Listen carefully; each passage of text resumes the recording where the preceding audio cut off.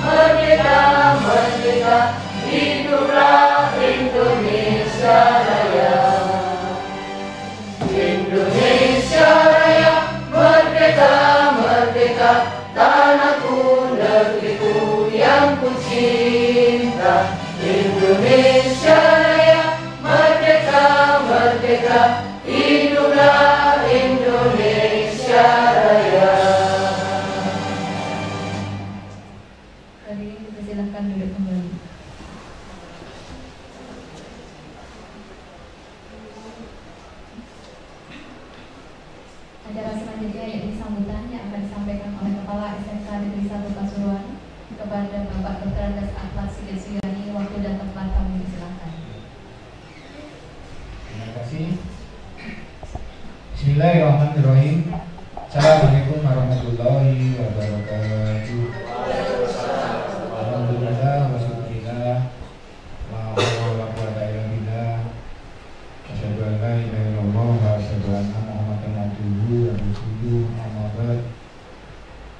Ini saja Pak Arif Nuranto, Pak Taufik Hidayat selaku peserta untuk angkatan ke-6 yang saya hormati Bapak Ibu undangan peserta diseminasi dari teman kita kaum guru penggerak di angkatan 6. Puji syukur kepada Allah atas segala limpah rahmat-Nya kepada kita, sehingga Allah masih menggerakkan kita untuk hadir di studio multimedia dalam rangka kegiatan diseminasi teman-teman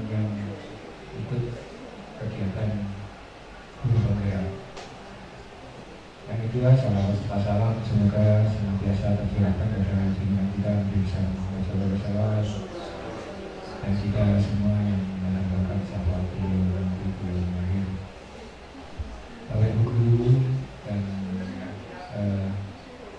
peserta desiminasi guru penggerak angkatan ke-6 ini, mohon maaf agak terlambat saya tadi karena ada undangan di luar sehingga jam 13.30 bisa berkumpul bersama teman-teman sekalian. Yang pertama saya ucapkan terima kasih atas pelaksananya kegiatan desiminasi bagi teman-teman peserta guru penggerak angkatan ke-6 ini. Yang harapan apa yang diperoleh dari selama kegiatan pendampingan guru penggerak baik itu secara luring dari LPM ini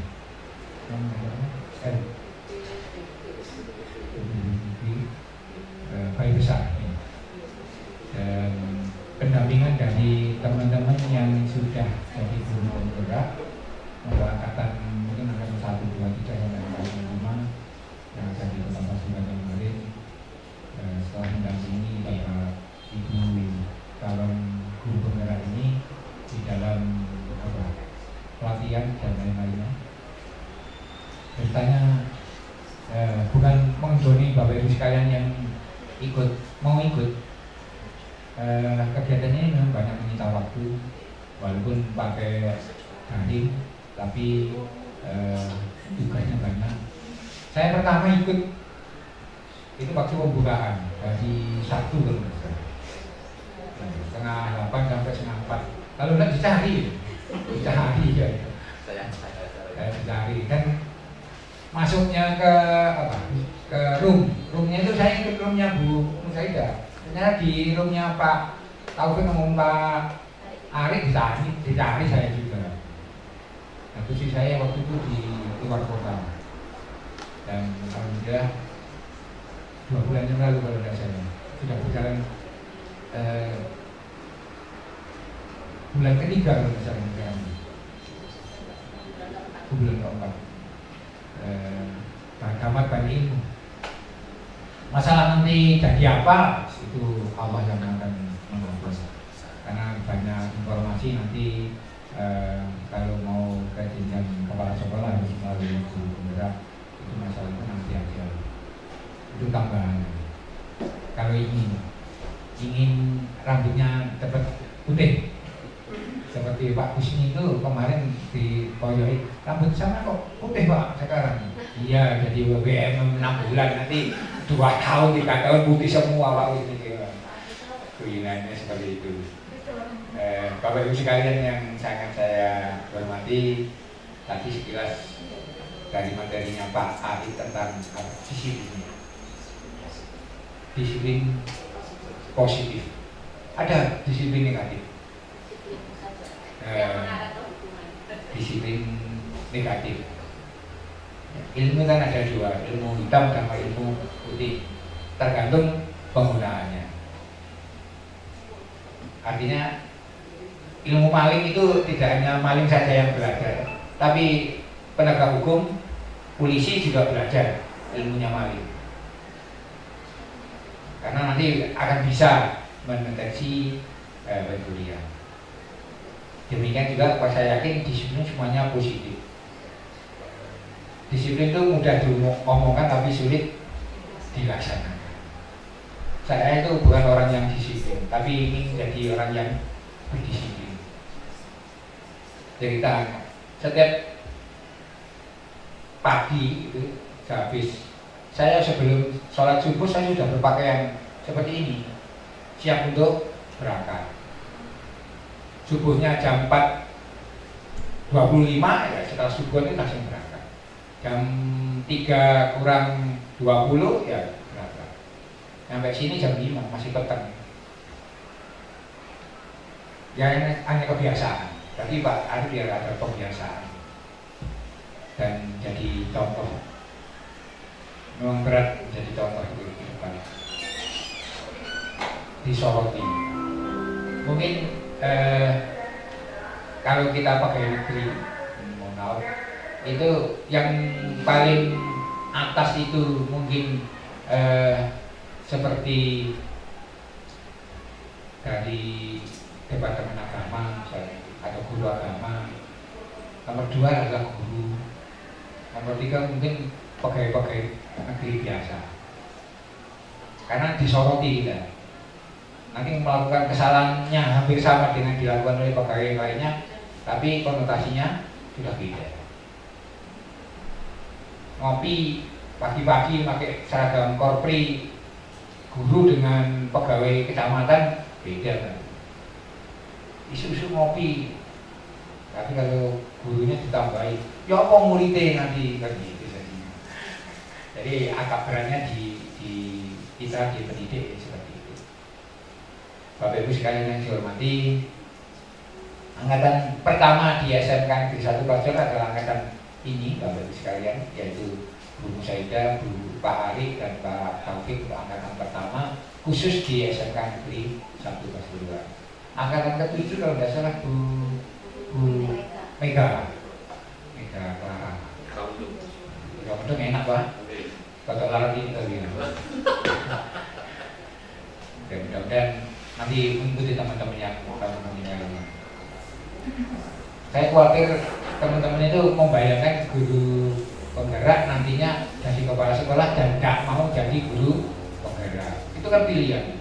Nanti kalau mau jadi kepala sekolah, ibaratnya setengah SIM itu sudah dipegang tangan. Kalau mau jadi kepala sekolah. Tapi kalau nggak mau jadi kepala sekolah, nanti Bapak Ibu sekalian bisa menularkan ilmunya kepada teman-teman yang lainnya yang tidak jadi guru penggerak. Ya mudah-mudahan guru penggerak ini berkelanjutan. Karena nanti kalau nggak berkelanjutan, apa ini, semacam programnya Pak Mas Menteri itu bagus, kemudian ada pergantian pemerintahan, ganti lagi, hilang dari peredaran. Eman-eman. Seperti kalau waktu ada dari Bowie kemarin, PDC dari Ibu siapa sih? Bukan ini. Saya kan ngomong School Maybank itu bagus. Waktu itu sudah dijalankan 2 tahun 3 tahun lalu, seharusnya makin bagus, jadi tidak dilanjutkan, hilang. Nah seperti ini, mudah-mudahan tidak seperti itu. Ganti pemegang kebijakan, ganti kebijakan baru, tidak berkelanjutan. Bapak Ibu sekalian yang saya hormati, jangan lihat kuenya ini, selamat menikmati rotinya. Belum dimonggah Pak Agus sudah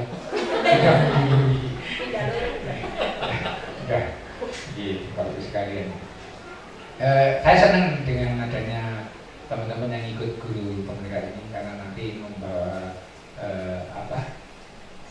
ilmu yang baru pada teman-teman yang lainnya, dan juga virus kebaikan selama pelatihan dan ujian-ujiannya bisa tertulari pada Bapak Ibu yang lainnya. Saya sudah janji pada Bapak Ibu sekalian pada tanggal 8 November yang lalu pada saat PKKS, mungkin nanti kita tetap mengadakan IHT workshop, tapi saya tidak akan mencarikan sertifikat. Monggo Bapak Ibu sekalian mencari sertifikat sendiri dengan cara melalui Merdeka Mengajar. Termasuk saya. Sebenarnya banyak waktu luangnya saya daripada Bapak Ibu sekalian. Tapi malasnya itu yang agak sulit untuk dilalui. Instalasi WiFi sudah ada di sekolah kita, nanti Bapak Ibu sekalian bisa memanfaatkan. Nanti saya minta tolong pada Bapak untuk cerita, misalnya Bu Nani sudah ikut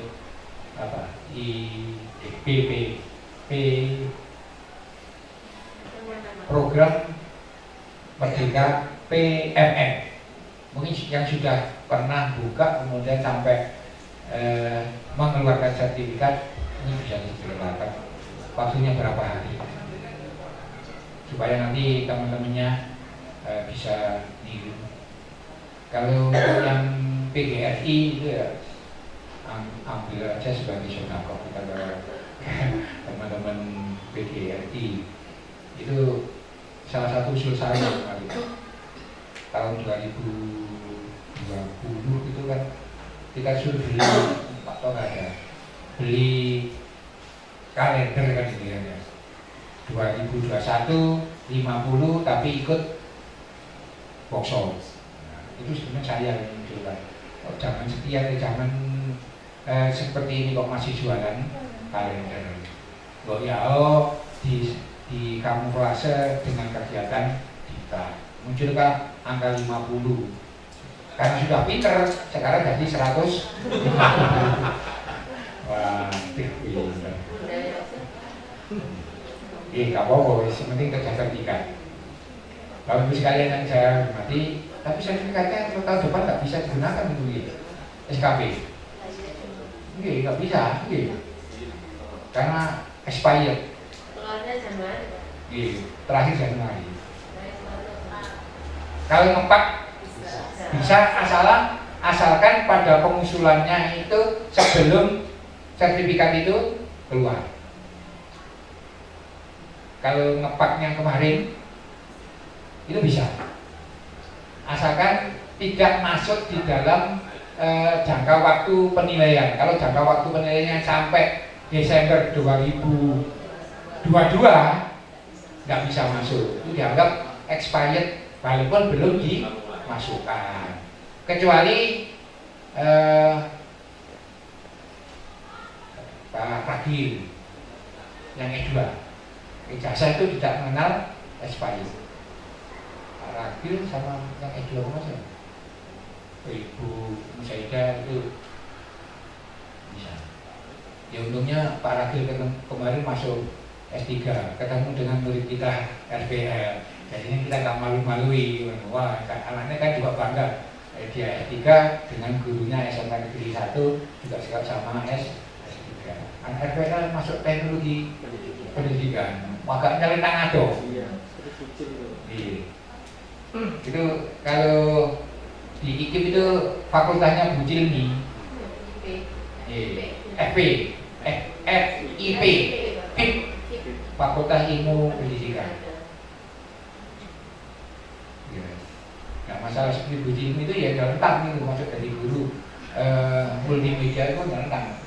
Bu Cilmi itu ketemu saya pertama, loh kok bisa sampean? Ternyata yang dilihat pada saat seleksi administrasi adalah transkripnya ada multimedianya. Tahun itu Pak Gun itu manajemen informasi ijazahnya. Tak bisa daftar. Yang sekarang yang dibutuhkan adalah sistem informasi. Tapi kalau dilihat transkripnya, podo antara sistem informasi dan manajemen informasi. Jadi tahun berikutnya Pak Gun, Pak Gun ngomong ke mana, ke fakultasnya, surat keterangan kalau memang dibutuhkan bahwa sistem informasi itu sama dengan manajemen informasi. Alhamdulillah tahun keduanya tahun 2010 bisa. 2011 kan nggak ada. Ada 2014 angkatannya Pak Tor itu sudah jadi guru MK1. Karena kok gampangnya karo lek guru yang ini. Demikian Bapak sekalian, sekali lagi selamat pada Bapak Arif Marwanto, Bu Musaidah, Pak Taufik Hidayat telah melakukan diskriminasi budaya positif. Guru penggerak angkatan ke-6. Mudah-mudahan kebaikan virus-virusnya nanti tertular pada kita. Saya sebenarnya ini mau ikut guru penggerak angkatan ke-8, tapi karena lihat umur saya sudah hampir pensiun, 3 tahun saya nggak ganti. Mau ikut itu supaya mendorong Pak Fanang tuh ikut. Saya supaya melok. seperti apa BCC kemarin sebetulnya ya sudah ada saran saya, tapi karena mendorong teman-teman ikut ya ikutnya kan hanya dapat sertifikat peserta apa workshop sudah di download untuk SKP. Demikian Bapak Ibu sekalian yang bisa saya sampaikan. Walaupun nanti ada apa 3 narasumber di sini budaya positif hari ini, jangan mikir hanya 2 kotak ya. Nanti telur jajannya mek loro. Nanti ada mie ketiga ya. Saya mohon dengan sangat tertib, jangan keluar masuk biar dapat mie ya. Tadi Bu siapa? Bukannya suka wakil. Saya mau ke belakang. Iya, mau aku kerabat. Gitu Bapak Ibu sekalian.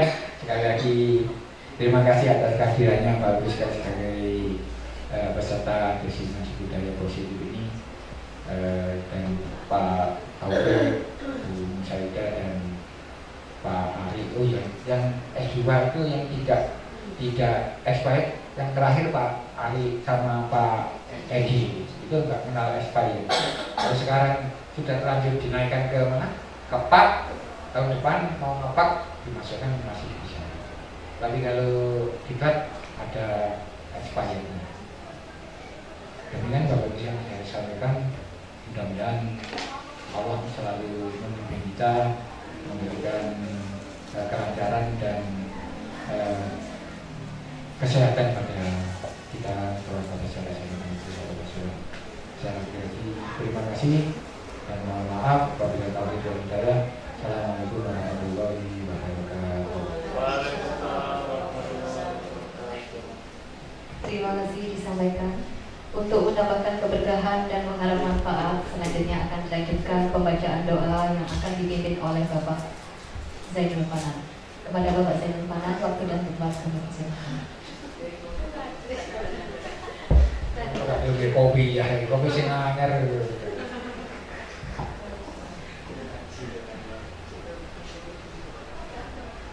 Assalamualaikum warahmatullahi wabarakatuh.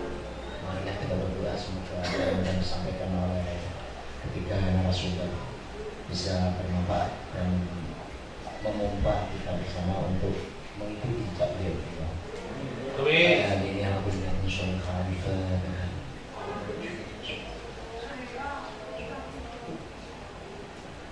Bismillahirrahmanirrahim. Alhamdulillahirabbil alamin. Syai'un hamdan wa a'udzu min zidati wa Allahumma shalli wa sallim ala sayyidina Muhammad wa taqabbal minna al-khayra wa tahhirna min as-sayyi'at wa tarfa'na bihi a'la darajat wa tuballighuna bihi aqsa inna lil khayri wa a'mal ma innaka ala kulli shay'in qadir. Allahumma ighfir lana wa liwalidina wa arhamna ya Rasulullah ya Allah. Allahumma razuqna fahman wa khutbal mursalin wa ilhaman malaikatan muqarrabin. Rabbana wa lamna anfusana wa lam taghfir lana wa tarhamna lanakunanna minal khasirin. Rabbana la tuzigh qulubana ba'da idh hadaytana wa hab lana min ladunka rahmah innaka antal wahhab. Wa sallallahu ala sayyidina Muhammad wa ala alihi wa sahbihi wa sallam. Walhamdulillahi rabbil alamin.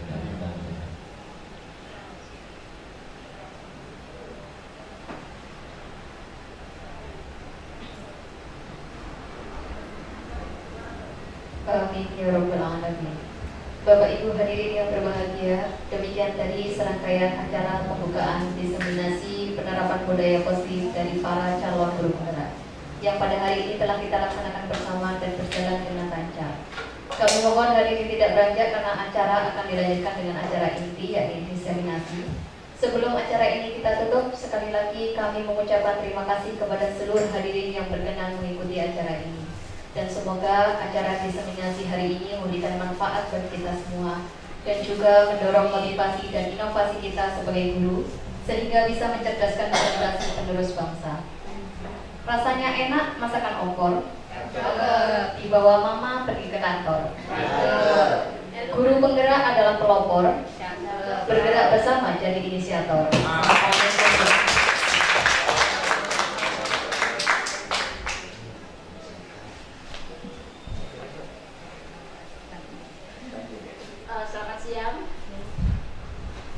kita pada acara diseminasi budaya positif. Materi yang pertama tentang disiplin positif yang akan disampaikan oleh Bapak Adi Purwanto. Kami persilakan.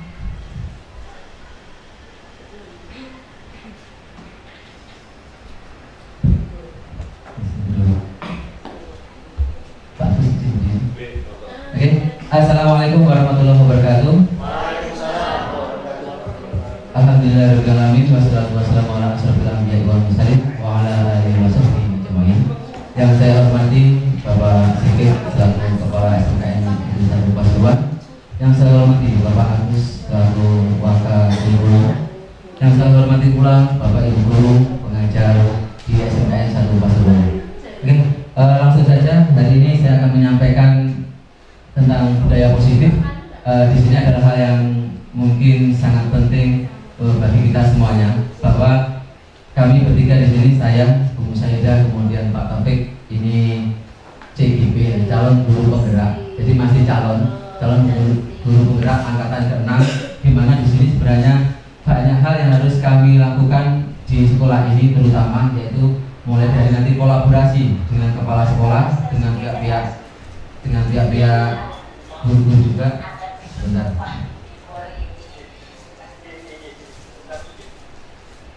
Saya bareng dengan sini. Oke, lanjut Pak Taufik, bisa diklik.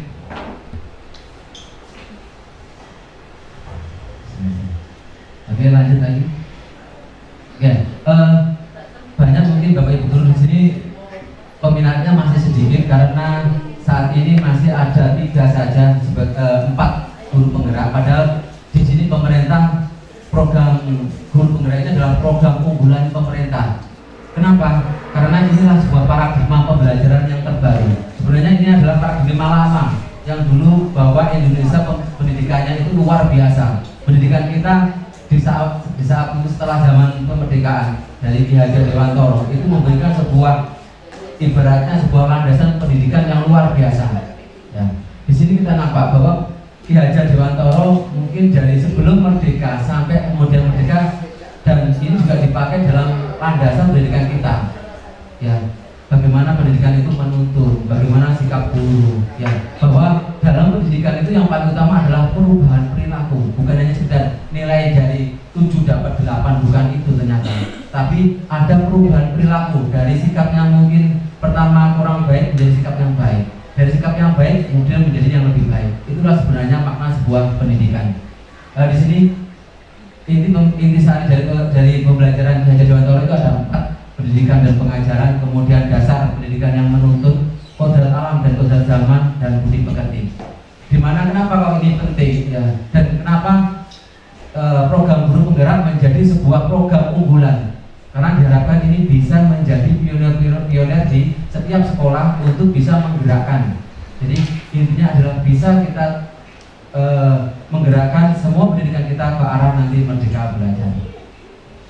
Seperti falsafah Ki Hajar Dewantoro, serupa seperti para pengukir yang memiliki pengetahuan mendalam tentang keadaan kayu, jenis-jenisnya, keindahan ukiran, dan cara-cara mengukirnya. Seperti itulah seorang guru seharusnya memiliki pengetahuan mendalam tentang seni mendidik. Di sini jelas bahwa ternyata kita sebagai seorang pendidik harus memahami benar-benar siapa yang akan kita didik, karakternya bagaimana, dan kemudian latar belakangnya seperti apa. Next. Lanjut karena tidak ada waktunya, 15 menitan ya. Oke, yang pertama sekilas bahwa peran guru penggerak itu sebelumnya ada nilai-nilai guru penggerak di sini. Kenapa kok dipandang sebagai sesuatu yang penting? Yang pertama adalah berpihak pada murid, bahwa guru penggerak memberikan sebuah pengajaran berpihak pada muridnya. Artinya adalah murid ini sebagai sebagai subjek kita, bahwa ini kita memberikan sebuah tuntunan kepada mereka. Guru di sini adalah sebagai fasilitator, guru di sini sebagai pamong. Ya. Yang kedua kemudian inovatif atau daya lentur, di mana kami ini dituntut untuk bisa inovatif, kemudian kolaboratif, reflektif, dan mandiri. Next. Ada peran guru penggerak di situ. Yang paling utama adalah pemimpin pembelajaran. Nah, disinilah pentingnya bahwa guru penggerak nanti dia menjadi pemimpin pembelajaran di kelas. Bagaimana dia mengkondisikan muridnya, bagaimana dia bisa memberikan pelayanan yang terbaik bagi murid-muridnya. Kemudian yang kedua ada coach bagi guru lain, ketiga ada pendorong kolaborasi, keempat mewujudkan kepemimpinan murid, yang kelima penggerak komunitas praktisi. Oke, next.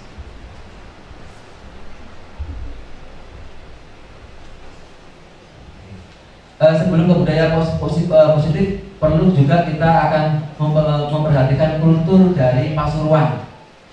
Ini saya masukkan di sini. Kenapa? Karena di setiap daerah itu memiliki hal yang sangat berbeda. Mungkin Pasuruan dengan Malang, dengan Surabaya, dengan Madiun dan sebagainya, dia punya kultur yang berbeda. Disinilah pentingnya bahwa filosofi Ki Hajar Dewantara memperhatikan kodrat alam dan kodrat zaman, di mana setiap daerah itu memiliki kultur yang berbeda. Di sini yang akan membawa sebuah karakter yang berbeda. Jadi mungkin siswa kita di sini akan memiliki karakter yang berbeda dengan siswa di daerah lain. Yang pertama di sini saya rekap ada 5 hal penting di Pasuruan. Yang pertama adalah Pasuruan terkenal dengan kota santri, kemudian kota pendekar, kota industri logam steel, kota mebel dan kota nelayan.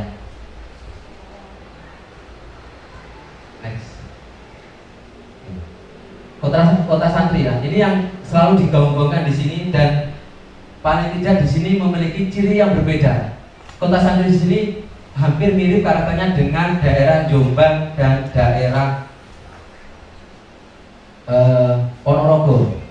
Juga hampir memiliki slogan yang sama, yaitu kota santri. Di mana di sini bahwa kebiasaan di setiap sore atau malam dari murid-murid kita itu rata-rata mereka mengaji di masjid terdekatnya atau mungkin pondoknya seperti itu. Dan kebiasaan di sini pun juga akhirnya membawa kultur yang berbeda di sekolah-sekolah. Rata-rata kita mungkin di SMK kita di sini kalau pagi membaca surat-surat pendek, kemudian membaca ayat suci Al-Quran, itu menunjukkan sebuah budaya-budaya yang positif yang berkaitan dengan kota santri. Kemudian di situ ada sholat berjamaah. Saat ini masih zuhur dan sama asar karena memang waktunya di situ. Kemudian ada kebijakan khusus dari wali kota kita bahwa ada 1 libur di saat Haul Kiai Hamid. Itu juga ciri yang membedakan dengan daerah lain. Kemudian ada slogan Kota Madinah, Pasuruan Resik. Kemudian ada infak Jumat. Nah, di sini juga kita juga ada kebiasaan memberikan nasi bungkus yang biasanya dilakukan oleh siswa teman-teman kita yang dari OSIS. Kemudian ada juga istighosah, yasinan, kemudian al-bajari, hadrah, qasidah dan sebagainya. Oke, next. Kota pendekar, ya. Pasuruan punya ciri khas sendiri. Di sini ada namanya Kampung Mancilan, yang walaupun ini berusaha untuk sama pihak wali kota digaungkan, ya, bahwa Pasuruan ini punya ciri khas bahwa mereka adalah punya kebudayaan pencak silatnya. Apa yang di sini yang mempengaruhi? Rata-rata kalau ada acara hajatan, entah pernikahan, sunatan, itu ada tampilan pencak silat. Ini yang juga membedakan dengan daerah-daerah lain. Kalau mungkin di sebelah saya di Trenggalek nggak ada seperti itu. Mungkin di Malang juga tidak ada. Tapi di sini kalau ada manten atau sunatan itu ada pertunjukan pencaksilat. Jadi tidak hanya ada orkes tapi juga pencaksilat. Oke, next. Oke. Kota mebel. Ya. Pasuruan di awal dikenal dengan kota mebel. Ini juga sebenarnya mempengaruhi banyak dari bentuk murid kita.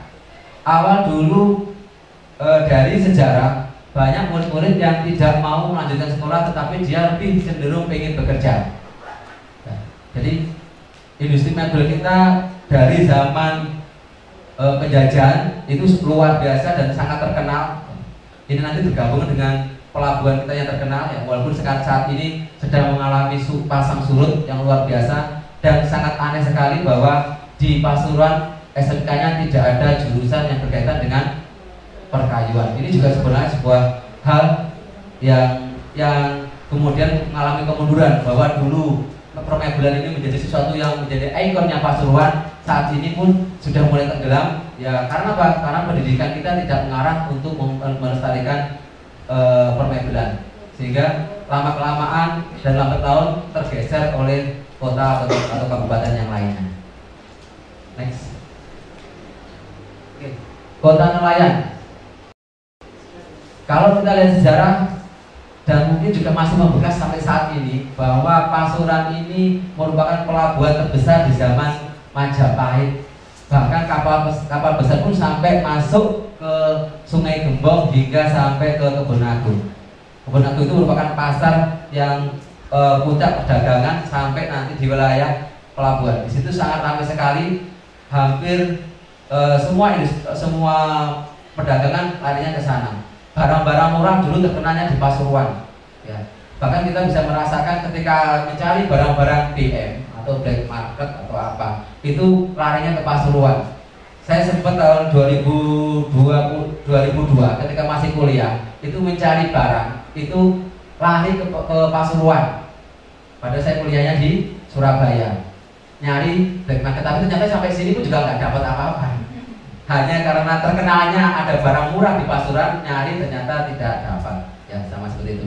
Dan di sini pun juga kultur ini masih terbawa sampai saat ini. Ya ada kegiatan lalu sesaji itu yang biasanya nanti diikuti oleh beberapa siswa-siswa kita. Kemudian ada petik laut, kemudian penanaman mangrove dan sebagainya. Ini juga memberikan sebuah budaya ataupun kebiasaan yang nanti akan memiliki ciri khas yang berbeda dengan kota atau kabupaten yang lain.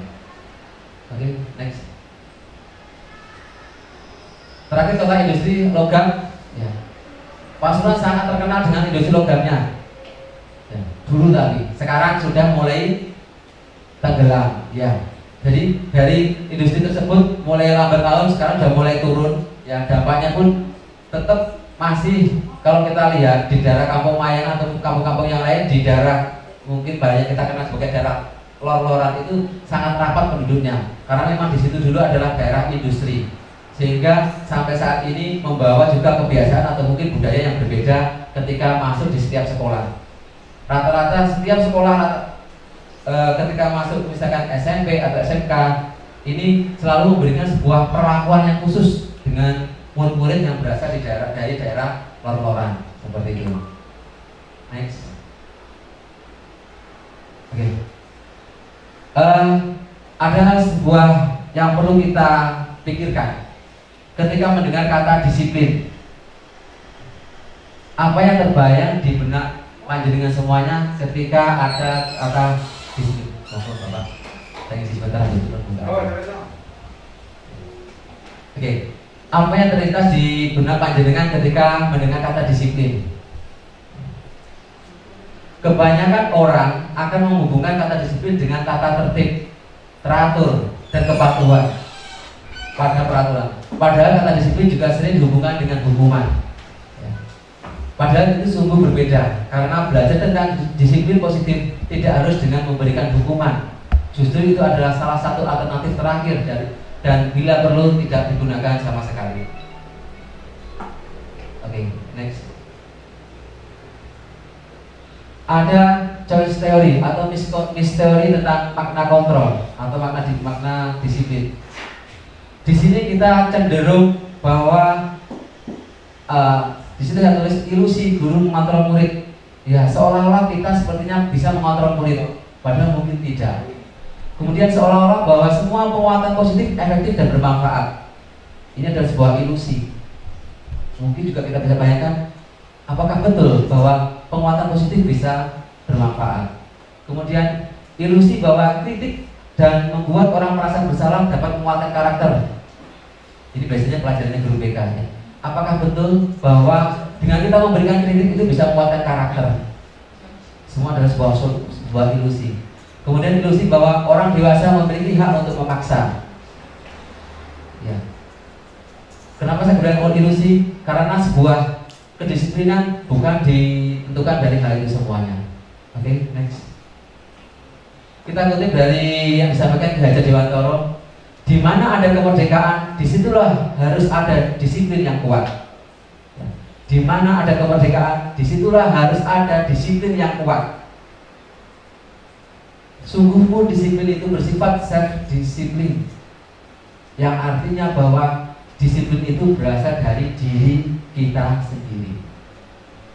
Next.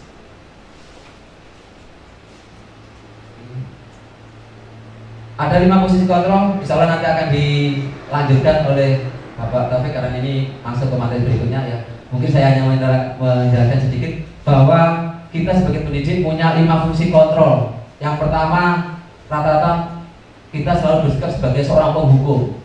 Yang kedua, membuat merasa bersalah. Yang ketiga, teman. 4, memantau, manajer, dan yang terakhir manajer. Oke, next Pak Taufik. Langsung di halaman terakhir.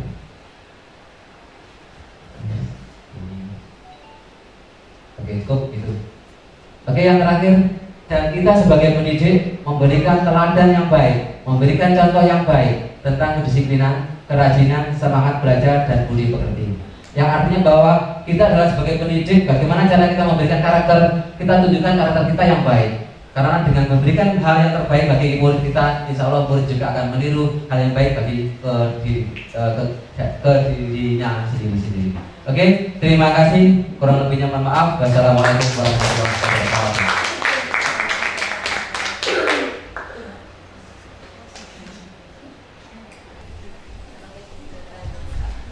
Oke, terima kasih. Sampaikan kepada Bapak Sigit, kemudian Bapak Agus. Selanjutnya saya di sini sebagai moderator. Kita melanjutkan ke materi selanjutnya, yaitu yang kedua, yaitu keyakinan kelas yang akan disampaikan oleh Bapak Taufik Hidayat. Kepada beliau dipersilakan.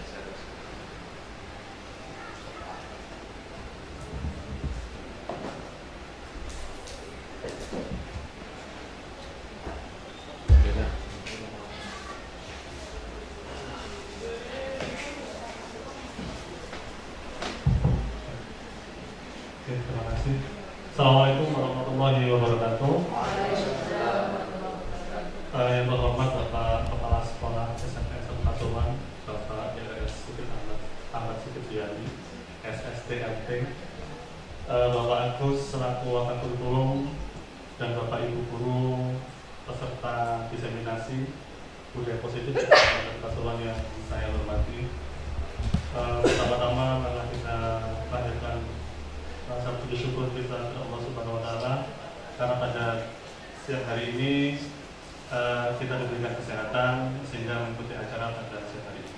Salawat serta salam semoga tetap tercurah kepada beliau junjungan kita Nabi Muhammad SAW yang telah membawa kita dari jalan yang terang benderang, dari jalan yang gelap gulita menuju ke jalan yang terang benderang, dari jalan yang Islam. Bapak Ibu yang saya hormati, pada kesempatan hari ini saya akan mencoba untuk memberikan sedikit atau sharing ilmu terkait apa yang sudah saya peroleh di pendidikan guru penggerak ini terkait dengan keyakinan kelas. Seperti yang sudah dijelaskan pada materi pertama tadi, sebenarnya keyakinan kelas ini tidak jauh dari kata disiplin atau budaya disiplin di dalam kelas. Di dalam misalkan tadi seperti yang sampaikan awal tadi, kalau kita mendengar kata disiplin, yang terbenak pada pikiran kita, kata disiplin adalah tertib, kemudian tepat waktu. Jadi seperti itu. Jadi disiplin itu adalah hal-hal yang berbau hal positif. Ya. Next. Jadi seperti dijelaskan tadi, jadi sebenarnya makna disiplin itu adalah sesuatu yang dilakukan oleh seseorang pada orang lain untuk mendapatkan kepatuhan.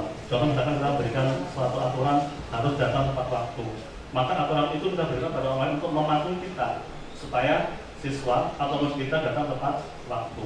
Jadi seperti itu. Next. Nah, kemudian nilai-nilai kebajikan untuk nilai-nilai positif seperti yang sudah kita peroleh dalam kurikulum merdeka yang tekankan adalah profil pelajar Pancasila. Jadi profil pelajar Pancasila ini adalah satu nilai-nilai positif yang harus kita tekankan dan kita berikan kepada siswa, menjadi suatu kebiasaan, menjadi sebuah karakter, kemudian budaya kepada murid atau siswa kita yang terdiri dari beriman, bertakwa kepada Tuhan Yang Maha Esa, kemudian berakhlak mulia. Yang kedua adalah mandiri, kemudian yang ketiga adalah bernalar kritis, kemudian yang keempat berkebinekaan global, bergotong royong, yang terakhir adalah kreatif. Ini adalah nilai-nilai positif yang mau tidak mau dalam kurikulum merdeka ini harus diberikan atau kita tekankan sebagai sebuah karakter positif sehingga anak-anak memiliki profil seperti profil pelajar Pancasila. Nah, kemudian nilai-nilai lain seperti ini ada nilai yang saya ambil dari beberapa sumber. Ini ada nilai petunjuk seumur hidup atau life dan keterampilan hidup. Contoh nilai ini adalah ada keterampilan hidup, ada petunjuk hidup. Jadi mulai dari dapat dipercaya, lurus hati, kemudian pendengar yang aktif, kemudian kalau petunjuk hidup ada peduli, penalaran, keberanian, kemudian keingintahuan dan sebagainya. Kemudian oke, sebelum masuk keyakinan kelas, mungkin Bapak Ibu akan memiliki pemahaman yang sama. Misalnya yang pertama ada satu kasus seperti ini. Mengapa kita memiliki peraturan tentang penggunaan helm pada saat mengendarai kendaraan roda 2 atau motor? Kira-kira gimana Bapak Ibu? Keselamatan kita. Satu kata mungkin. Keselamatan. Oke, keselamatan. Kemudian kedua, mengapa kita memiliki peraturan tentang penggunaan masker dan mencuci tangan setiap saat? Gimana? Iya, kesehatan. Jadi kalau misalnya peraturan tentang penggunaan helm, berarti itu adalah terkait dengan nilai keselamatan. Kemudian kalau misalnya kita harus menggunakan masker saat di dalam keramaian atau misalnya dalam beraktivitas karena mungkin selama masa pandemi, maka nilai yang kita harapkan adalah kesehatan. Oke. Jadi nilai-nilai mulai dari nilai keselamatan, kemudian nilai kesehatan itu adalah yang dimaksud dengan suatu keyakinan. Bapak Ibu mungkin percaya atau misalkan saya menggunakan helm itu adalah untuk keselamatan saya. Percaya kan, berarti ada suatu keyakinan. Misalkan Bapak Ibu dalam masa pandemi COVID seperti ini harus menggunakan masker. Bapak Ibu percaya bahwasanya kalau saya menggunakan masker maka saya akan sehat. Nah, nilai-nilai seperti itu yang dimaksud dengan namanya keyakinan. Jadi nilai-nilai kebajikan universal yang disepakati secara tersirat dan tersurat lepas dari latar belakang suku, negara, bahasa maupun agama itu yang disebut dengan namanya keyakinan. Nah, kemudian bagaimana penerapannya dengan di kelas? Nah, seperti ini. Next, Pak. Nah, kemudian sekarang mungkin kita akan memiliki pemikiran apa bedanya dengan peraturan. Kok ada keyakinan kelas, ada peraturan lalu kan seperti itu, Bung ya. Jadi yang sering kita gunakan di sekolah kita adalah suatu peraturan kelas, tapi bukan keyakinan. Ya, jadi mengapa kok keyakinan kelas yang kita gunakan dalam peraturan? Nah, seperti ini. Next, Pak. Nah, jadi kalau keyakinan kelas ini bersifat lebih abstrak, kemudian daripada peraturan yang kalau peraturan itu lebih rinci dan konkret. Contoh misalkan ada peraturan sekolah harus datang tepat waktu. Misalkan dilarang membuang sampah sembarangan, seperti itu. Itu peraturan, sifatnya konkret. Kalau keyakinan ini lebih abstrak, artinya tidak real. Contoh keselamatan, itu satu keyakinan. Jadi lebih abstrak sifatnya. Kemudian keyakinan kelas itu berupa pernyataan-pernyataan yang universal. Ya, misalkan menghargai diri sendiri dan orang lain, itu lebih universal. Kemudian kalau pernyataan keyakinan kelas ini senantiasa dibuat dalam bentuk positif. Kalau peraturan itu kan banyak hal-hal yang pernyataan bersifat negatif. Contoh dilarang membuang sampah, itu kan pernyataan negatif. Dibuka ke sini. Tidak boleh merokok, itu kan pernyataan yang negatif. Kalau positifnya gimana? Misalkan menghargai diri sendiri, itu pernyataan yang positif. Ya, membuang sampah pada tempatnya, kan pernyataan yang positif. Itu bedanya antara peraturan dengan keyakinan. Sehingga apa? Sehingga anak-anak itu akan yakin, oh ternyata kalau membuang sampah pada tempatnya itu bukan hal yang benar. Atau misalnya ini, berarti kalau misalnya kita bisa menghargai diri sendiri, kita akan bisa disiplin. Contoh, kalau kita bisa menghargai diri sendiri, siswa tidak akan datang terlambat. Kalau dia menghargai diri sendiri, mungkin dia akan mengerjakan tugas tepat pada waktunya, karena dia yakin karena menghargai diri sendiri itu adalah hal yang penting dan dia meyakini seperti itu. Kemudian keyakinan kelas ini sebenarnya tidak terlalu banyak, jadi mungkin ambil poin-poinnya saja sehingga mudah diingat dan dipahami oleh semua warga kelas. Kemudian keyakinan kelas itu sebagai sesuatu yang dapat diterapkan di lingkungan tersebut. Jadi kenapa keyakinan itu sifatnya universal? Karena setiap orang, semua orang bisa melakukan hal itu. Kemudian semua warga kelas hendaknya ikut berkontribusi dalam pembuatan keyakinan kelas. Jadi keyakinan kelas itu bukan dibuat oleh guru, bukan dibuat oleh sekolah, tapi setiap anak itu membuat keyakinan kelas, disepakati oleh kelas, kemudian dilakukan oleh kelas sendiri. Sehingga anak akan tahu, oh saya dulu buat keyakinan seperti ini. Jadi bukan kita yang mengontrol tentang keyakinan kelas itu, tapi siswa sendiri yang membuat keyakinan itu. Yang dianggap itu hal yang berbau positif dan mendorong budaya positif dalam kelas. Kemudian bersedia meninjau kembali keyakinan kelas dari waktu ke waktu. Jadi ada periode harus kita telah lagi apakah ini sesuai apa enggak dan seterusnya. Karena kita tahu murid itu kan sifatnya kan labil ya, Bapak Ibu. Jadi mungkin situasi tertentu dia merasa nyaman, merasa enak. Karena kalau sudah ada masalah, dia berubah lagi kondisinya seperti itu. Jadi keyakinan kelas itu harus kita tinjau. Nah, dari waktu-waktu misalkan atau tiap bulan lah, atau 2 bulan sekali, atau misalnya 1 semester misalkan paling tidak tiap semester kita tinjau keyakinan tiap kelas itu. Next. Nah ini contoh keyakinan kelas Bapak Ibu. Jadi contohnya seperti ini. Misalnya keyakinan kelas 1. Setiap anggota kelas perlu belajar. Ini kan pernyataannya positif. Kalau yang negatif bagaimana? Wajib harus. Itu kan peraturan yang harus ditaati kan ya. Kemudian setiap anggota kelas perlu senang. Nah, ini kan anak sendiri yang buat keyakinan itu. Karena bisa saja anak itu datang dalam kondisinya dalam keadaan tertekan, lapar dan sebagainya. Jadi sebelum pelajaran mungkin perlu dibuat setiap keyakinan kelas, anak sebelum mulai pelajaran harus senang dulu. Bagaimana caranya? Nyanyi-nyanyi, dan sebagainya seperti itu. Kemudian contoh lagi yang contohnya selalu bersikap positif. Positif itu berarti kan itu hal yang abstrak Bapak Ibu ya. Jadi tidak positif.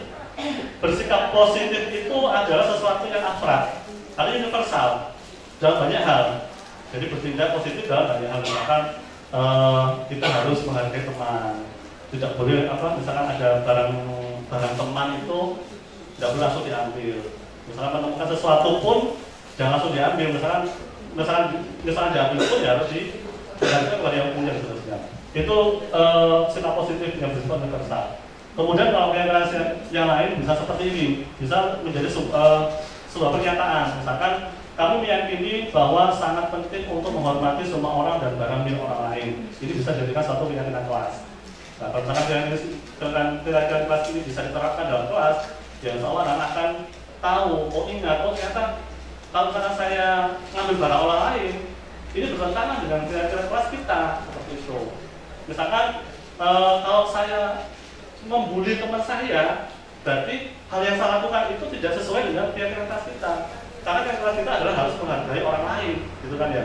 Ini adalah keyakinan kelas. Oke, next Pak. Ini contoh lagi loh, contoh banyak format tentang keyakinan kelas. Ada yang tampak dan tampak seperti dan tidak tampak seperti. Contoh misalkan yang tampak seperti datang tepat waktu, yang tidak tampak jadi sering hadir terlambat. Jadi yang ditekankan adalah yang tampaknya. Ini adalah contoh salah satu keyakinan kelas. Next, Pak. Nah ini bisa juga menggunakan bagan seperti tadi. Nah, ada yang terlihat, terdengar, kemudian berperilaku. Kalau yang terlihat berarti yang nampak. Contoh, berempati terhadap perasaan orang lain. Ya, ini yang terlihat. Kemudian kalau yang terdengar, misalkan yuk saya bantu, misalkan terima kasih. Kemudian hal-hal perkataan positif yang bisa kita terapkan dalam keyakinan kelas. Ini yang terdengar. Kalau yang berperilaku berarti yang tentang tingkah lakunya, tentang tersenyum, ramah, berjabat tangan, kemudian misalkan saat berjalan kalau ada guru harus memberikan jalan pada guru. Kan budaya kita masih terasa cuek, Bu. Bapak Ibu nggih. Saya jalan seperti kalau misalnya saya ada jalan di depan ada siswa saya, mereka cuek, jadi tidak peduli siapa di belakang saya seperti itu, malah dia guyon seperti itu. Kalau tidak saya sapa, mohon maaf saya mau lewat, dia tidak akan memberikan jalan seperti itu. Nah ini yang bisa kita terapkan. Setidaknya dalam satu kelas. Nah, kalau misalkan hal itu bisa kita terapkan, insya Allah budaya positif itu akan terwujud dalam kelas itu. Nah, kuncinya apa Bapak Ibu? Kuncinya adalah harus satu, konsisten. Kalau tidak konsisten, maka ya anak akan cenderung lalai dengan kegiatan kelas itu. Dan itu pun harus disepakati. Misalkan dalam satu kelas, misalnya dibimbing oleh wali kelasnya, membuat latihan kelas yang dibuat oleh kelas itu, setidaknya harus dipahami dan diinformasi kepada guru yang lain. Kalau yang saya lakukan kemarin itu adalah anak bagian kelas, kemudian bagian kelas itu dibuat, kemudian dicetak, langsung tempel di ruang kelas. Supaya apa? Supaya anak-anak semua tahu, oh kegiatan kelas kita ada seperti ini, 1, 2, 3, 4. Yang ini harus disepakati dan harus dilatih oleh semua warga kelas. Seperti itu. Next. Nah, itu Bapak Ibu. Lalu kemudian ini contoh dari kegiatan kelas yang sudah saya terapkan di kelas.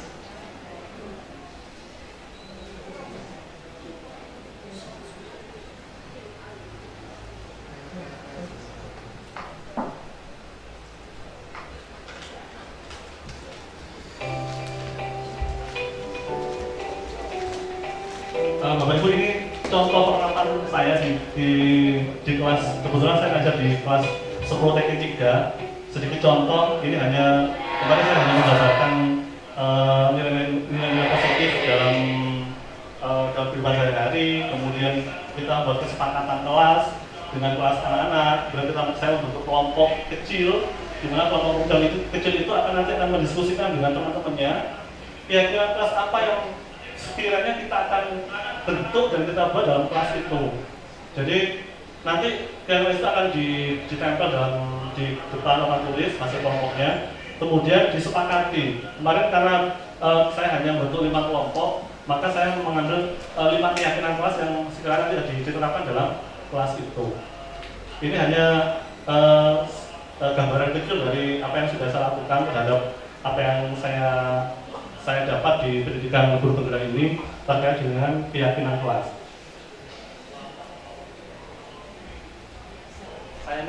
Saya naik aja lalu ya. Ini kemudian ini saya menjelaskan tentang nilai-nilai universal, kemudian bentuk kelompok, kemudian ini anak-anak berdiskusi kelompok membuat satu keyakinan kelas. Satu kelompok saya suruh buat 5 keyakinan kelas. Nanti dari beberapa keyakinan kelas itu nanti diambil 5 saja keyakinan kelas. Kemudian nanti keyakinan itu harus diterapkan. Itu harus diterapkan.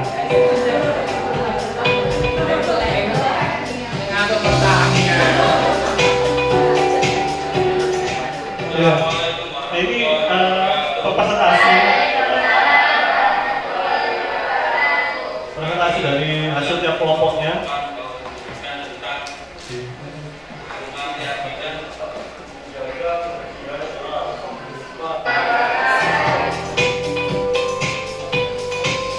Nah, ini kemarin yang disepakati di kelas tingkat 3. Saya ini kan hanya mencoba Bapak Ibu ini. Saya berharap kegiatan ini akan terbawa oleh anak-anak dalam semua pelajaran dan semua pengajar. Karena kemarin saya hanya ngajar hanya di proyek B5 saja, tidak mengajar di mapel. Kemudian saya coba membuat kegiatan seperti itu, dan pertemuan berikutnya alhamdulillah anak itu ada perubahan. Artinya karena di situ harus menghargai diri sendiri, maka anak-anak cenderung lebih peduli dengan temannya. Kemudian datang tepat waktu, itu pun kalau misalkan tidak tepat waktu, ini anak sudah tahu konsekuensinya apa.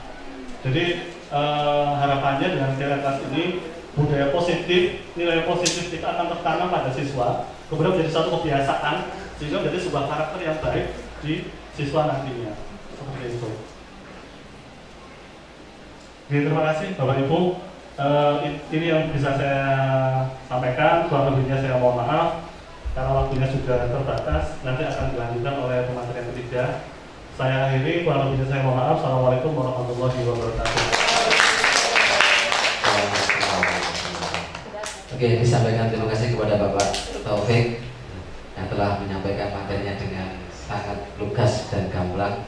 Oke, selanjutnya materi yang ketiga yaitu tentang restitusi, ya, akan disampaikan oleh Ibu Musaidah. Kepada beliau dipersilakan.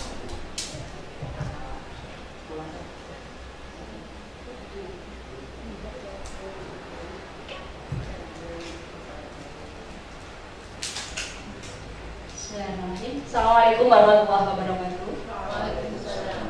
Terima kasih atas waktunya yang terhormat Bapak Dr. Andes Ahmad Sigit Suyan di SSDMT, Bapak Agus, Bapak Ibu Ketua Kompetensi Keahlian Perwakilan, kemudian Bapak Ibu guru yang telah berkenan meluangkan waktunya untuk mengikuti acara diseminasi hari ini. Bapak Ibu yang saya hormati, saya kebagian pematerian ketiga. Sudah dikupas tuntas sayanya sama dua pemateri yang luar biasa tadi. Ibarat makan ayam, dagingnya sudah habis, Bapak Ibu tinggal tulangnya. Tapi jangan khawatir, di dalam tulang masih ada sumsumnya yang insya Allah tidak kalah lezatnya. Oke, karena sudah sangat sore, Bapak Ibu kelihatan sudah ada beberapa yang tinggal 5 watt. Mungkin saya terus konsentrasi sebelum mulai. Kalau saya bilang pegang kepala, Bapak Ibu pegang kepala. Kalau saya bilang kepala saja, berarti Bapak Ibu diam. Kan cuma bilang kepala, tidak suruh pegang. Oke, mulai ya Bapak Ibu. Ya. Pegang kepala, pegang telinga, hidung. Ternyata sudah kehilangan sebagian kecil konsentrasi.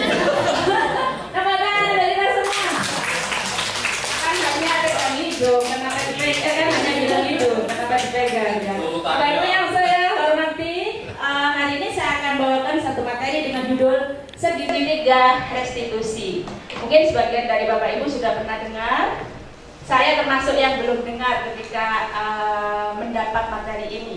Jadi saya sangat penasaran. Ketika ikut guru penggerak juga saya tidak pernah punya cerita dari siapapun guru penggerak itu bakal bagaimana. Apalagi nanti jadi separuh SIM kepala sekolah dan lain, sama sekali tidak ya.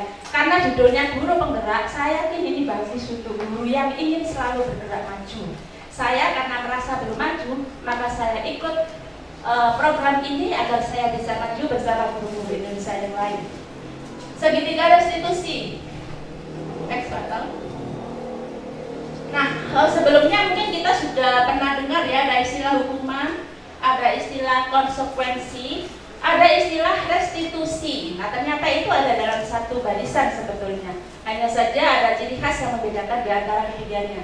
Kalau hukuman mungkin kita sudah akrab mendengar, anak yang telat sekolah dihukum suruh bersih-bersih halaman depan mungkin. Kalau konsekuensi mungkin yang nggak mengerjakan tugas atau belum mengumpulkan tugas disuruh keluar kemudian menyelesaikan tugasnya, itu mungkin contoh sederhana. Nah, ada lagi restitusi, mungkin yang di antara kita belum familiar, termasuk saya pada saat itu. Nah, apa sih sebetulnya beda di antara ketiganya? Kita akan kupas satu persatu hukuman. Satu gambar yang saya ambil itu mungkin mewakili sedikit dari kata hukuman. Jadi seperti itu, misalnya dia tidak kerjakan tugas, selalu disuruh angkat satu kaki, pegang telinga, mungkin tidak ada kaitannya sebetulnya dengan tugas dia. Nah, barangkali hukuman itu modelnya bakal seperti itu. Apa saja rinciannya? Yang pertama biasanya tidak terencana atau tiba-tiba. Misalkan kita melihat anak tidak pakai seragam, ayo berdiri di tengah lapangan. Itu adalah contoh hukuman. Kemudian murid tidak tahu apa yang akan terjadi dan yang akan karena tidak dilibatkan pada saat membuat peraturan. Misalkan saja anak yang tidak pakai seragam bakal berdiri di tengah lapangan sampai siang gitu. Dia tidak pernah dilibatkan untuk membuat peraturan itu, maka murid tidak tahu ya. Kemudian biasanya bersifat satu arah, karena guru saja yang akan menentukan jenis hukuman apa, tidak kesepakatan dengan siswa. Mungkin ini menyambung dari tidak ada keyakinan dan kesepakatan dari materi yang disampaikan oleh Pak Taufik ya.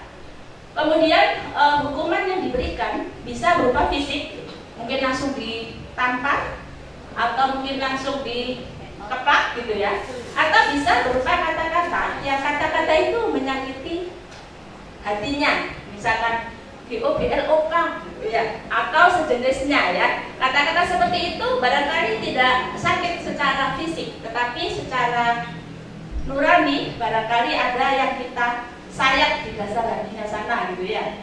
Berikutnya ini yang konsekuensi. Jadi kalau dipetakan hukuman itu ditempatkan di disiplin yang konotasinya negatif. Tapi kalau konsekuensi dan restitusi itu ditempatkan di peta disiplin yang positif gitu. Konsekuensi yang pertama sudah terencana, sudah disepakati. Kemudian bentuknya biasanya dibuat oleh pihak guru dan murid juga sudah mengetahui sekalipun tidak terlibat dalam penyusunan peraturannya, tapi dia sudah tahu. Misalkan kalau tidak masuk sekolah 24 hari ya di sekolah kita, itu nanti bakal terhambat kenaikan kelasnya. Nah, itu masih masuk konsekuensi karena murid sudah ada sosialisasi sebelumnya. Kemudian biasanya dari data, misalkan siswa A tidak mengerjakan tugas sudah 3 kali misalkan, maka dia bakal dapat sanksi ABC, yaitu adalah konsekuensi. Misalkan siswa A di kelas ngobrol, kemudian pada saat istirahat karena di kelas dia tidak mengerjakan tugas, waktu istirahatnya kita ambil untuk kita minta dia menyelesaikan tugas. Nah, itu salah satu contoh konsekuensi. Nah, bagaimana dengan restitusi? Restitusi sedikit berbeda.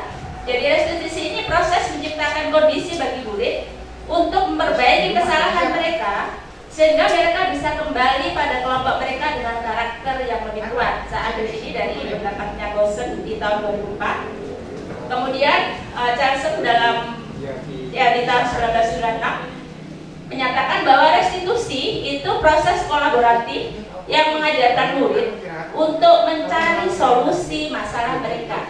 Jadi bedanya ada diskusi antara kita dengan pembuat kesalahan dalam tanda kutip. Pembuat kesalahan dalam tanda kutip, kalau keyakinan kelasnya sudah dibuat berarti pelanggar keyakinan kelas. Berikutnya. Kemudian ini disarikan dari buku Rewriting Discipline Using Restitution edisi ketiga masih oleh Diana Goset, bahwa restitusi itu bukan untuk menebus kesalahan, namun untuk belajar dari kesalahan. Jadi maksudnya tidak sekedar, sebetulnya di dalamnya ada penebusan kesalahan, tapi lebih banyak untuk belajar dari kesalahan. Kemudian restitusi itu tidak merenggangkan hubungan, tapi memperbaiki hubungan. Restitusi sifatnya tawaran, bukan paksaan. Kemudian restitusi itu lebih menuntun anak untuk melihat ke dalam dirinya. Jadi benar enggak sih yang dia lakukan itu salah? Jangan-jangan dia merasa itu benar dari sisinya dia, tapi dari sisinya kita salah. Lalu restitusi itu berusaha mencari kebutuhan dasar yang mendasari tindakan. Karena biasanya anak melanggar keyakinan kelas, saya mungkin tidak menyebutnya sebagai melakukan kesalahan, biar nyambung sama yang disampaikan Pak Taufik. Anak yang melanggar keyakinan kelas itu biasanya ada kebutuhan dasar yang tidak terpenuhi. Nanti akan saya sampaikan kebutuhan dasar itu apa saja. Kemudian restitusi itu akan membalikan murid yang berbuat salah pada kelompoknya lagi dalam keadaan relatif baik. Next, Pak. Nah, setiap orang melakukan perilaku itu biasanya ada motivasi. Kita berupaya untuk anak itu misalkan tidak melanggar keyakinan kelas itu dari motivasi intrinsiknya dia, bukan untuk menghindari ketidaknyamanan atau hukuman, bukan untuk mendapatkan imbalan atau penghargaan dari orang lain, melainkan karena dia ingin menghargai dirinya sendiri dengan nilai-nilai yang dia percaya baik. Nah, alasan yang ketiga itu biasanya akan relatif panjang usianya ketimbang kalau hanya menghindari hukuman atau mengharapkan imbalan dan penghargaan orang lain. Saya sambung dengan contohnya Pak Taufik, mungkin orang pakai helm kalau hanya takut pada polisi, maka ketika tidak ada polisi, kira-kira pakai helm apa enggak? Enggak ya. Atau di jalur-jalur yang enggak ada polisi sudah tidak memakai helm karena kan hanya takut sama Pak Polisi. Lain kalau untuk keselamatannya dia, maka dimanapun di jalan dia akan pakai helm. Nah, ini kebutuhan dasar manusia yang kalau tidak terpenuhi akan cenderung membuat orang melakukan pelanggaran keyakinan kelas. Yang pertama, kebutuhan bertahan hidup atau survival, kebutuhan rasa diterima, kebutuhan akan kesenangan, kebutuhan akan kebebasan, dan kebutuhan akan penguasaan. Kalau salah satu di antara 5 ini tidak terpenuhi, maka seseorang akan cenderung melakukan penyimpangan atau pelanggaran keyakinan kelas. Ini mungkin terlalu kecil untuk dibaca, tapi sudah saya uraikan. Ini mungkin judulnya aja Pak, kembali ke slide sebelumnya. Nah, ini yang saya bilang petanya, kalau hubungan itu melekat identitas kegagalan, tapi kalau disiplin, konsekuensi, dan restitusi itu melekat di peta identitas sukses. Next. Nah, ini dia segitiga restitusi. Jadi tadi sudah dipaparkan Pak Ari disiplin positif ya, Pak Taufik tentang keyakinan kelas. Lalu bagaimana kalau keyakinannya sudah disepakati bareng, ternyata masih ada yang menyimpang atau melanggar? Ini salah satu cara untuk menyelesaikannya, dikenal dengan istilah segitiga restitusi. Yang pertama langkahnya menstabilkan identitas. Yang kedua, kita validasi tindakan yang salah. Kemudian yang ketiga, kita tanyakan keyakinannya dia seperti apa. Kita bahas satu persatu. Stabilize the identity atau menstabilkan identitas. Tujuannya adalah anak yang gagal karena melakukan kesalahan tadi bisa tetap berpulang menjadi orang yang sukses. Kemudian anak yang melanggar peraturan karena sedang mencari perhatian, itu sebetulnya anak yang sedang mengalami kegagalan. Dia mencoba memenuhi di antara 5 kebutuhan yang tidak terpenuhi tadi, tetapi dalam upaya pemenuhannya dia mengalami benturan. Nah, kalau anak yang mengalami benturan, kalau kita kritik dia, maka dia akan tetap berada di posisi gagal. Idealnya kita akan membuat anak tadi menjadi lebih reflektif. Dia bisa introspeksi, dia bisa meyakini bahwa yang dilakukan itu memang salah, bahwa sebetulnya saya tidak ingin seperti ini. Ya, ini mungkin bukan hal yang mudah.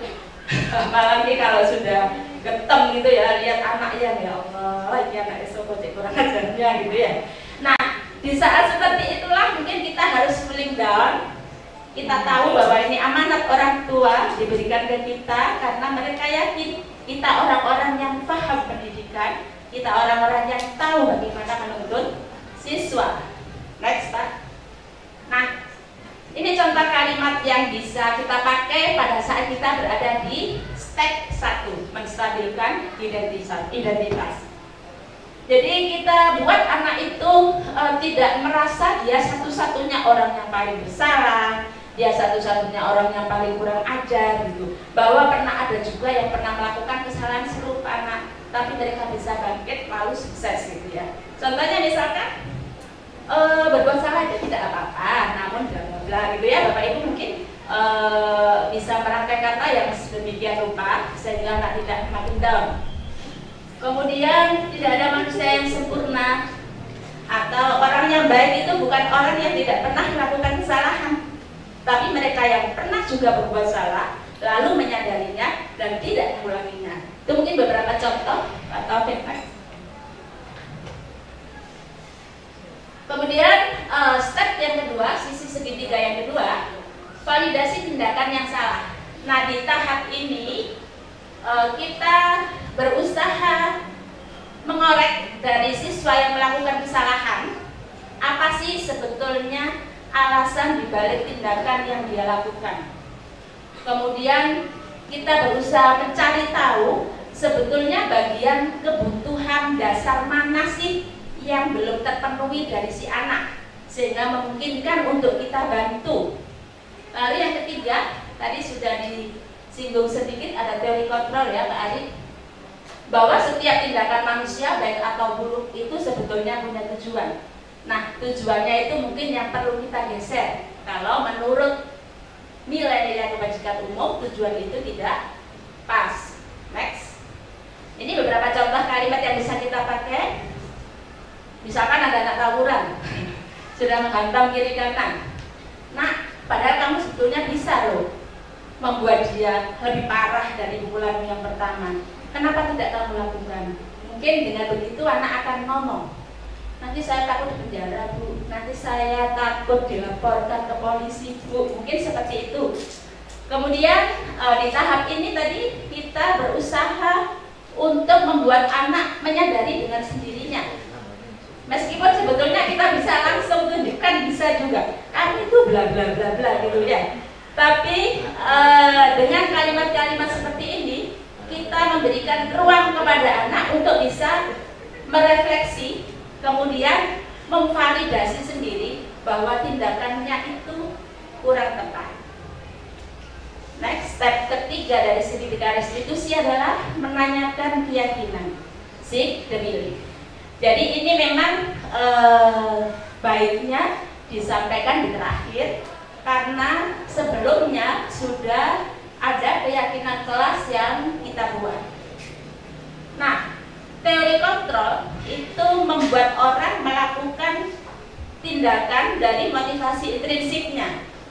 Motivasi intrinsik itu keyakinan dirinya untuk ingin menjadi lebih baik, mungkin keyakinan dirinya untuk bahwa kerjanya adalah ibadahnya, bukan sekadar ingin dipuji tetangga sebelah, ingin dipuji pimpinan, bukan juga takut dihukum, nanti kena SPWNM atau nanti kalau didata kemudian resensinya jelek lalu dipampangkan, itu masih wilayah motivasi eksternal. Kalau motivasi internal sudah lepas dari semua itu, jadi lebih dari menghargai dirinya sendiri. Mungkin Pak Sigit bisa disiplin dan awet karena motivasinya tidak ekstrinsik, tapi intrinsik. Lalu berikutnya, ini contoh beberapa kalimat yang bisa kita pakai. Misalkan apa kita tanyakan, apakah kalian percaya sih bahwa keyakinan kelas dan keluarga yang dibuat itu sudah benar? Kamu ingat enggak sama keyakinan yang kita buat? Ke depan kamu ingin jadi orang seperti apa sih? Ini itu beberapa contoh kalimat, Pak. Ya, nah kalimat-kalimat itu tentu tidak akan berpengaruh banyak kalau gestur kita, intonasi kita saat menangani anak-anak tidak mendukung. Jadi pertanyaannya reflektif, tapi gesturnya tidak bersahabat, atau intonasinya flat, atau bahkan menanjak. Nah, jadi gestur, intonasi, dan bunyi kalimatnya mungkin harus saling mendukung. Ada adan, kita break sebentar. Setelah itu sebelum pulang kita tonton video contoh video penerapan saya.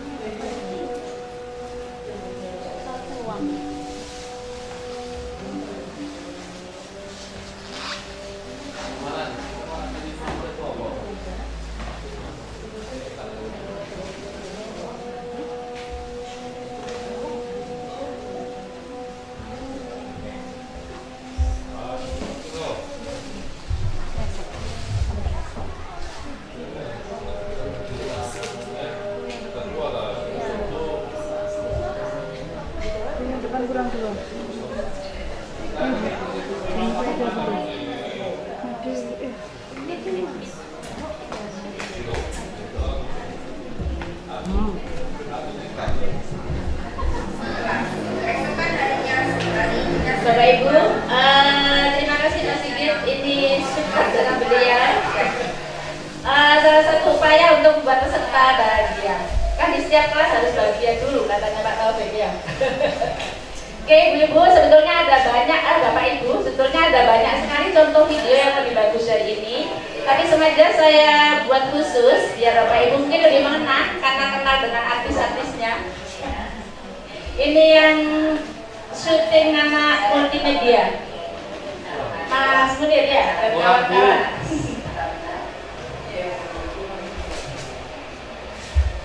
Kalau tidak keberatan, apa bisa diceritakan bagaimana?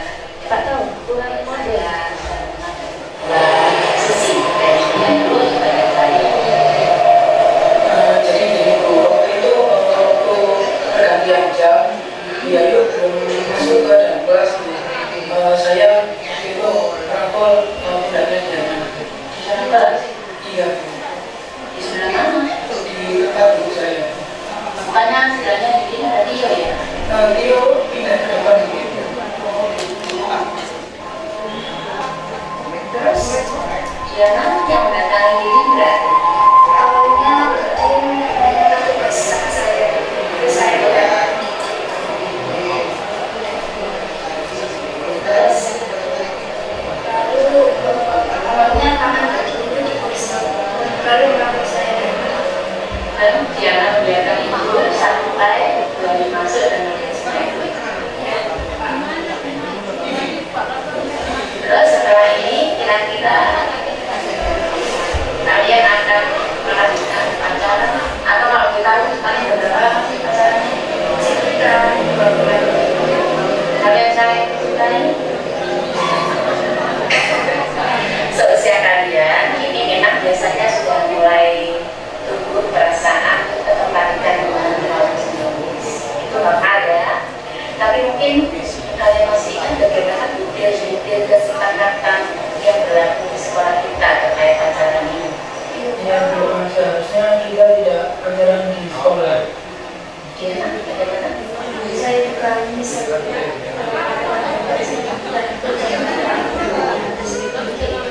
menurut kalian apa sih akibatnya kalau anak itu masih sekolah lalu berpacaran?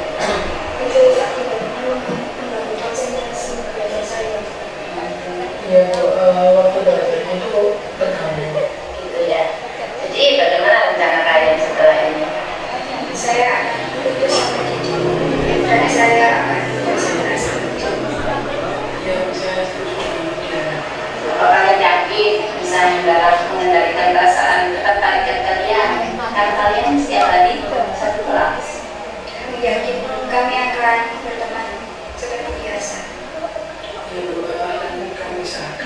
Oke, saya akan kalian berdua. Terus bagaimana ya ini kalian kalian? Kami akan berteman. Saya akan lihat ya dari setelah itu kalian bisa berteman. Kapan ya? Sampai catatan. Tadi ada bilang lagi ya.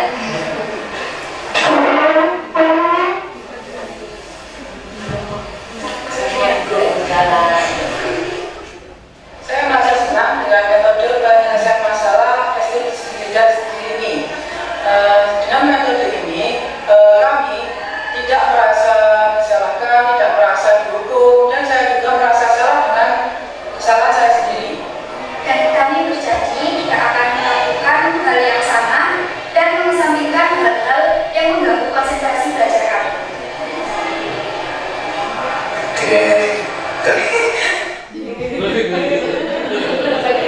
Saya tampilkan satu video saja karena waktunya mungkin sudah waktunya pulang. Terima kasih saya sampaikan kepada seluruh pendukung video tersebut, anak-anak multimedia ya. Tapi kok saya kayak melihat Pak Arik sama Bu Nur Aini ya, apa Pak Taufik sama Bu Lilis yang ketangkap di kampus. Sebenarnya saya kepingin wawancara apa dulu diperlakukan begitu juga sama dosen. Panan karo bola. Iya. Iya. Ini sama. Iya, banyak ternyata ya. Mbak Ari sama Mas Is. Nah, itu tadi.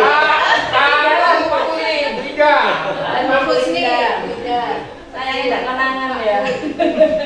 Jadi itu tadi satu contoh anak yang bertaka basah pada di kelas, dia ngerangkul budak. Itu tidak sekedar acting Bapak Ibu ya. Jadi itu saya ambil dari kisah nyata sebetulnya, hanya saya ganti artisnya. Kasus yang nomor 1 itu anak yang pakai lipstik, itu banyak sekali kita temui. Ya nanti mungkin akan kita mungkin bisa saya share saja ya. Jadi beberapa anak kita pandai sekali pakai lipstik ya. Kalau ditanya kenapa tidak segar Bu kalau tidak pakai katanya. Oke, terima kasih Bapak Ibu. Sesi tanya jawabnya mungkin saya buka 1 atau 2, bisa untuk langsung 3 pembicara saja biar tidak terlalu sore. Terima kasih atas perhatiannya. Assalamualaikum warahmatullahi wabarakatuh.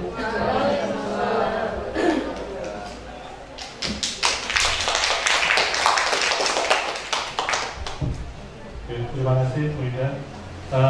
Monggo saya lanjut ke sesi pertanyaan. Mungkin satu pertanyaan Bapak Ibu nih yang mewakili dari pertanyaan baru yang lain, mungkin ada pertanyaan. Monggo. Kami persilakan.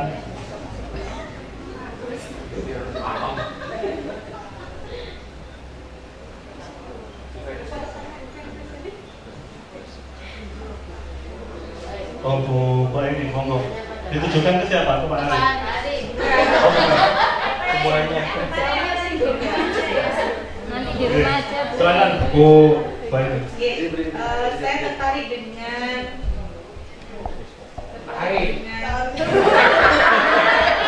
itu keyakinan kelas. Keyakinan kelas.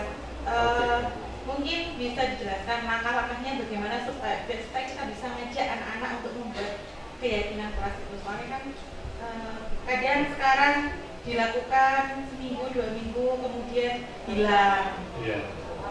Terima kasih. Oke, terima kasih Bu Aini. Pertanyaannya cukup satu Bapak Ibu ngirim. Saya coba untuk menjawab tentang pelaksanaan keyakinan kelas ini. Masih ada lagi satu. Oh, satu lagi. Oke, monggo silakan. Langsung 3 gak apa-apa langsung.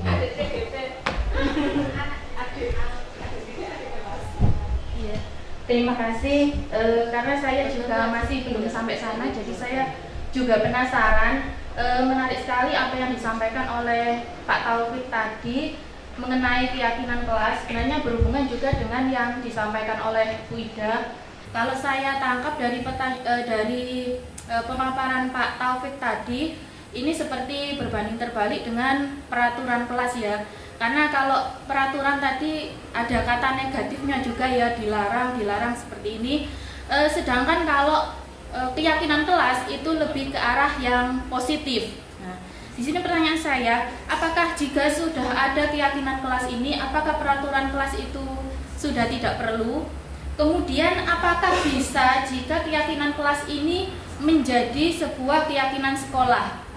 Kemudian bagaimana jika keyakinan kelas ini tadi kan di kelas saja berarti Pak ya, kalau dijadikan sebagai keyakinan sekolah itu bagaimana caranya? Kemudian indikatornya ini kan untuk keyakinan ini dibuat untuk menumbuhkan membuat sebuah kebiasaan-kebiasaan yang menumbuhkan karakter kepada anak, untuk menciptakan karakter yang positif ini. Apakah indikator keberhasilan dari adanya keyakinan kelas ini? Dan yang terakhir tadi Bu Ida, saya kok kasihan kayaknya melihat pacaran tiba-tiba dia solusinya adalah putus Bu Ida. Saya itu kayak iya. Udah di sekolah di luar dah. Iya. Kayak terpaksa itu Bu Ida, takutnya di luar sekolah nanti pacaran lagi. Terima kasih, mungkin itu saja pertanyaan saya. Oke, terima kasih. Saya coba menjawab pertanyaan pertama dulu untuk keyakinan kelas. Keyakinan kelas itu bisa disepakati oleh semua warga kelas masing-masing Bapak Ibu.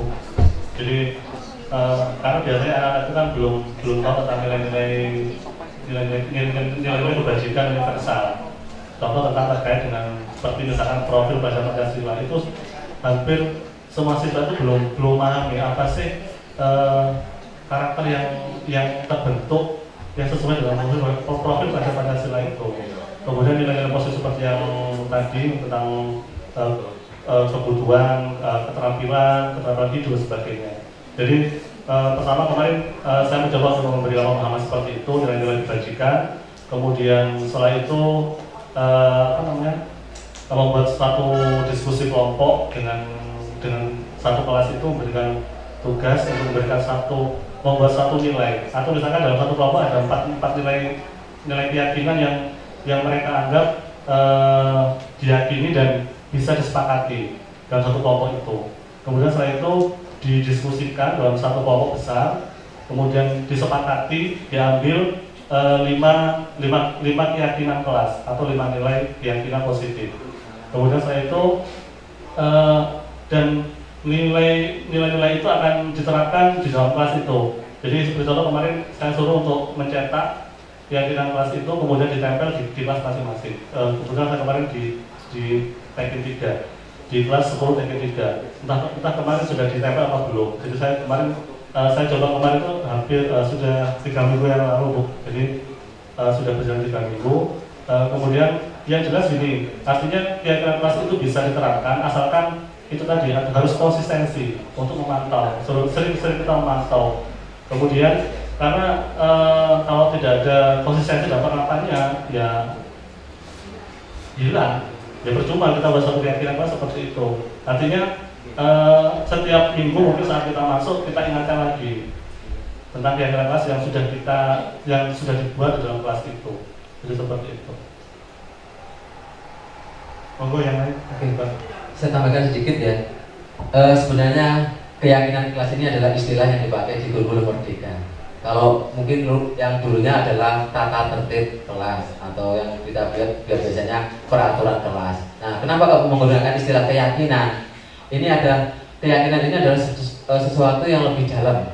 Ya, kenapa? Karena ini ada sebuah keyakinan diri yang kemudian dibuat sebuah kesepakatan yang baru.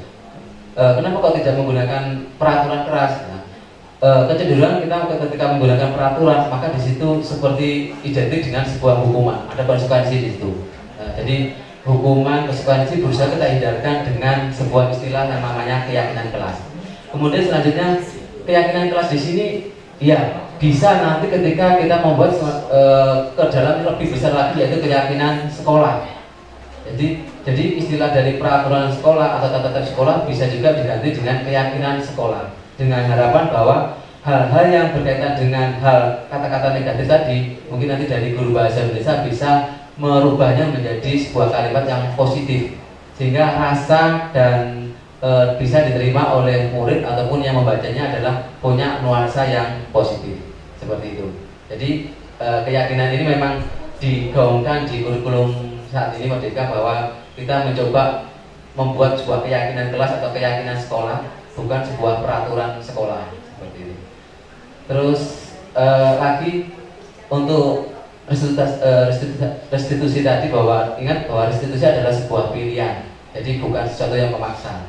Misalkan tadi ternyata kasihan siswanya harus putus dan sebagainya ya, itu adalah sebuah pilihan ya, yang artinya kita membuat sebuah solusi bahwa dalam melakukan sebuah tindakan itu tidak selamanya kita memberikan punishment atau konsekuensi, tetapi kita bisa memberikan sebuah pilihan, sebuah rasa bagaimana siswa atau murid itu diajak untuk berpikir, biarkan dia juga bisa merasakan bahwa yang dilakukan itu salah ataupun benar. Jadi seperti itu dia bisa merasakan, kita gugah kira-kira rasa mereka sehingga mereka bisa menyadari bahwa yang dia lakukan itu sesuatu yang benar ataukah sesuatu yang salah. Oke, terima kasih. Mungkin kurang lebihnya mohon dimaafkan. Terima kasih, saya tambahkan sedikit ya. Jadi kata-kata itu kata-kata dari guru terutama, ya itu begitu bermakna buat siswa. Barangkali kita terkadang sekedar lepas saja ya, tapi itu membekas sekali di siswa. Jadi kekuatan kata-kata itu luar biasa sebetulnya kalau kita mau memanfaatkannya dengan benar. Kemudian terkait restitusi, itu tadi saya sampaikan bahwa itu praktek real sebetulnya. Jadi itu yang keluar dari siswa sendiri, dan saya sekalipun tentu ada scaffolding ya untuk dia bisa menyadari bahwa itu tidak bermanfaat ketika masih di sekolah, tetapi kata-kata itulah yang keluar saat saya real menangani kasus seperti tadi. Jadi kalaupun kita tidak bisa menghandle mereka 24 jam, setidaknya 8-10 jam di kelas itu mereka bisa menjaga diri, mereka tahu tempat, mereka tahu kebatasan. Terima kasih, itu saja tambahan dari saya. Pak Taufik, sambut. Cukup Bapak Ibu nih, karena waktunya sudah jam 3. Demikian yang dapat kami sampaikan tentang destinasi budaya positif di Kabupaten Pasuruan. Mudah-mudahan apa yang kami sampaikan ini bisa diterapkan oleh Bapak Ibu menjadi ilmu baru, karena kita berbagi sharing ilmu. Kurang lebihnya kami mohon maaf yang sebesar-besarnya. Akhir kata, Ihdinas Shiratal Mustaqim. Wassalamualaikum warahmatullahi wabarakatuh. Pantun andalan nggak keluar. Burung ini yang burung cendrawasih. Cukup sekian. Terima kasih.